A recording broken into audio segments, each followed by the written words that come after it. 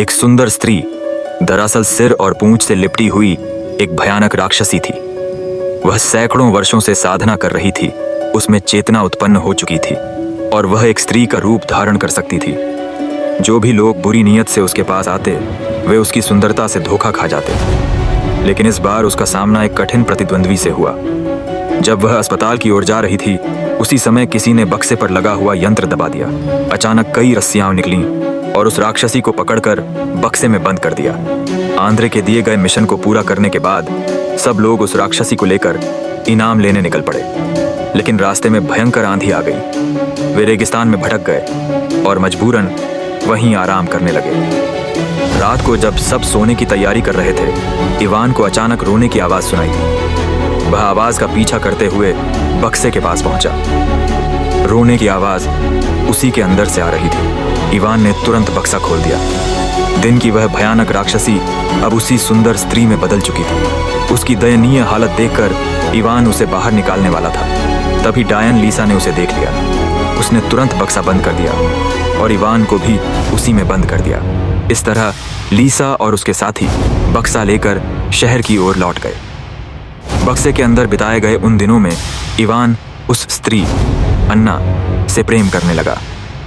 कुछ दिनों बाद वे कीमियागर आंद्रे के घर पहुंचे, लेकिन वहां लीसा ने एक भयानक दृश्य देखा। आंद्रे जीवित प्राणियों को एक रहस्यमयी तरल पदार्थ में बदल सकता था। उस तरल को प्रयोग में लाकर नई जीवन शक्ति प्राप्त की जा सकती थी। लीसा समझ गई कि वे सब इस्तेमाल किए गए हैं। वह तुरंत भागी और इवान व इलियोकता अन्ना को मुक्त कर दिया। लेकिन इससे पहले कि वे भाग पाते, कीमियागर आंद्रे ने उन्हें पकड़ लिया। लोहे की जंजीरें अचानक उनकी ओर बढ़ीं और उन्हें जकड़ लिया। एक यांत्रिक फूल अन्ना के सिर के ऊपर प्रकट हुआ।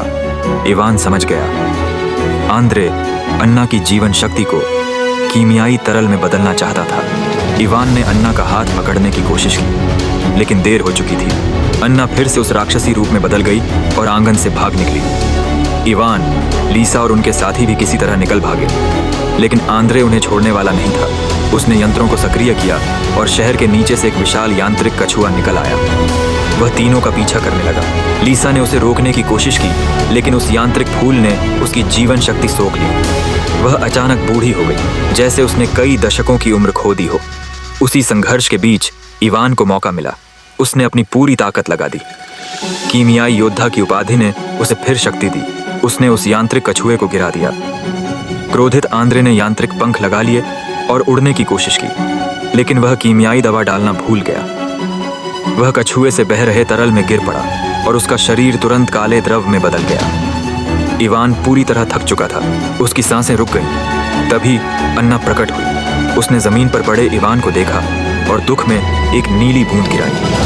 वह नीला तरल इवान की आंखों पर गिरा और अचानक वह जीवित हो उठा। उसकी आंखें भी फिर से ठीक हो गई। इवान के जागते ही अन्ना फिर से राक्षसी रूप में बदल गई। वह सबको विदा कहकर दूर जंगल की ओर उड़ गई। इवान अपने गांव लौट आया। वह आगे भी इस स्थान की रक्षा करता रहेगा। वह हमेशा यहाँ की हिफाजत करता रहेगा।